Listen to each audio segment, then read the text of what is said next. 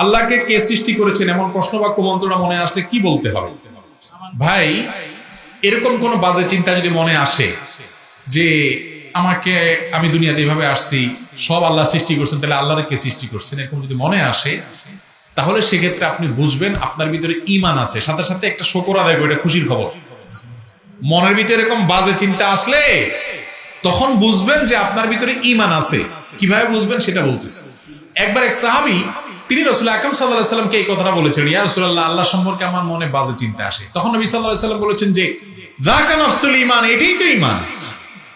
ভাই, যে ঘরে সম্পদ আছে সেখানে চোর যা, যে ঘরে সম্পদ আছে সেখানে, যেটা নাস্তিক ওটার মনে এগুলো আসে না, যেটা বেঈমান ওটার মনে এগুলা। আপনি আল্লাহর প্রতি ঈমান আনছেন, দেখো যে ইবলিস ও তো বসে নাই, ও আপনার মনের ভিতরে খোঁচায়। কি করে? খোঁচায়, এই কথা ঢুকায়, ওই কথা ঢুকায়, এই কথা আপনার ফুসলায়, ওই কুমন্ত্রণা দেয়, বিভিন্ন রকমের দৃষ্টাও আপনার মনের ভিতরে করে, যাতে করে আপনি বেঈমান হয়ে যান।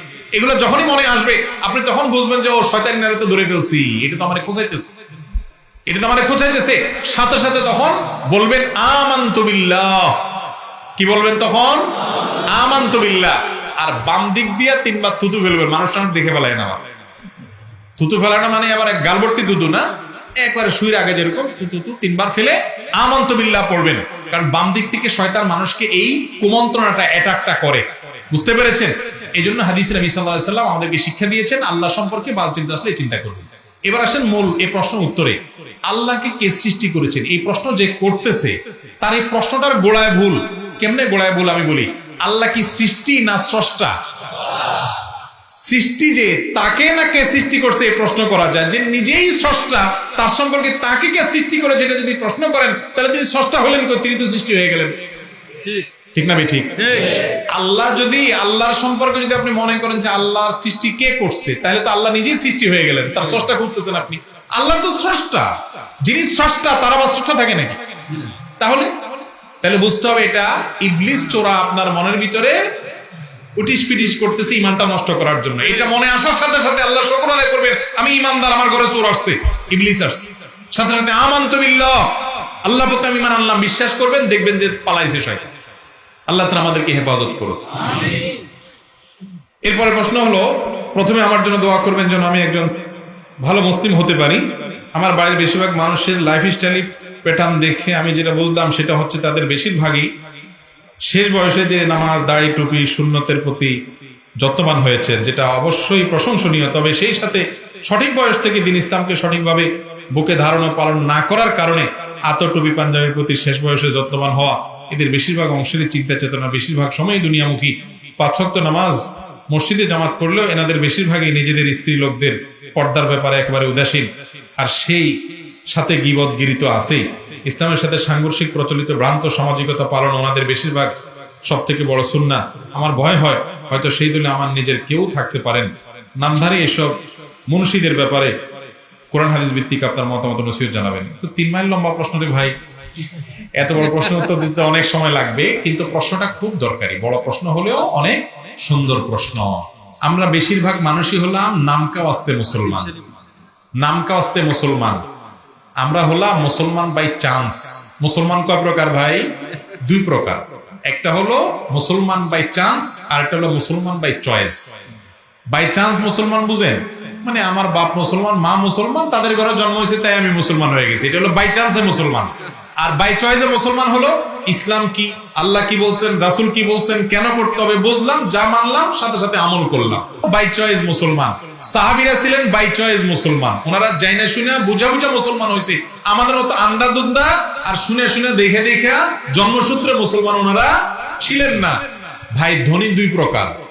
ধনী কয় প্রকার? 2 প্রকার। এক কিসিমের ধনী আছে নিজে কষ্ট করে, পরিশ্রম করে, মাথার ঘাম পায়ে ফেলে, তিল তিল করে সম্পদ গড়ে তুলে ধনী হয়েছে, এটা হলো এক রকমের ধনী। আরেক রকমের ধনী আছে যেই ধনী লোকটা মূলত বাপের সম্পদ পাইয়া ধনী হয়ে গেছে, কোনো কষ্ট করা লাগে নাই। এই দ্বিতীয় কিসিমের ধনী ধন ধরে রাখতে পারে না, আর প্রথম কিসিমের ধনী ধন ধরে রাখতে পারে। আমরা যারা মুসলমান বাই চান্স, বাপ মা মুসলমান তাই আমি মুসলমান, এই জন্য আমরা বেশি মানুষ ইসলামের কদর মর্ম আমরা বুঝি না। নামকা ওয়াস্তে মুসলমান। এই ভাই, বারবার এই লোকটা কেন আসতেছে সামনে? এটা কোন ধরনের কথা? আপনারা বারবার এগুলো এলাও করতেছেন। ক্যামেরা আছে, ক্যামেরার সামনে দিয়ে আসতেছে, বেচারা রেকর্ড করতেছে। একটা ম্যানার্স থাকতো, ভদ্রতা থাকতে হবে। এতক্ষণ ঘন ঘন যদি উঠেন সামনে ডিস্টার্ব হয়তো।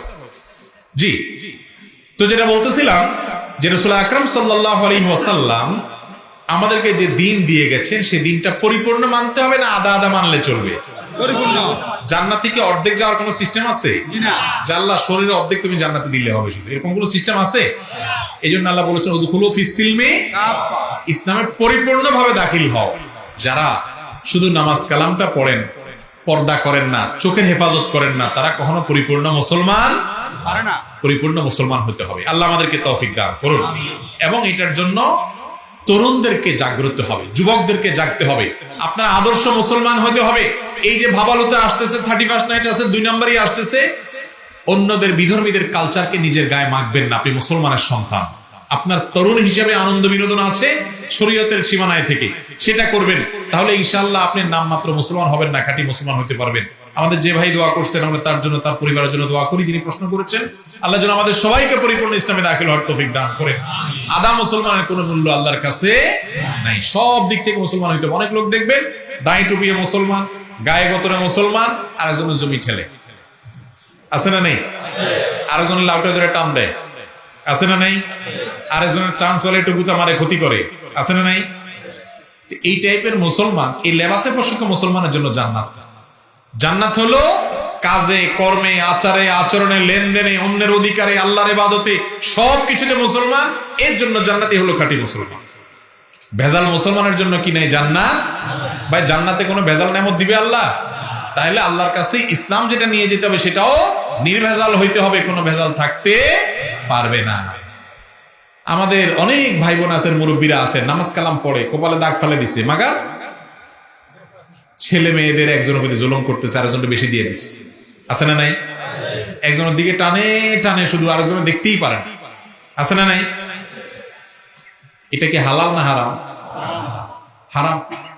আপনি এক ছেলেকে সম্পদ লেখা দিয়েছেন, আরেকজনকে দেন নাই, গুনাহ, জায়েজ নাই আপনার জন্য। এটা ইনসাফের খেলাফ করছেন, আল্লাহ নিষেধ, আল্লাহ রাসূল নিষেধ করেছে। কিন্তু আপনি নামাজ পড়েন, আপনি মাশাআল্লাহ টুপি পরেন, হুজুর মানুষ, আপনি উল্টা পাল্টা করেন, এগুলো করা যাবে? আল্লাহ তাআলা আমাদেরকে বুঝার তৌফিক দান করুন।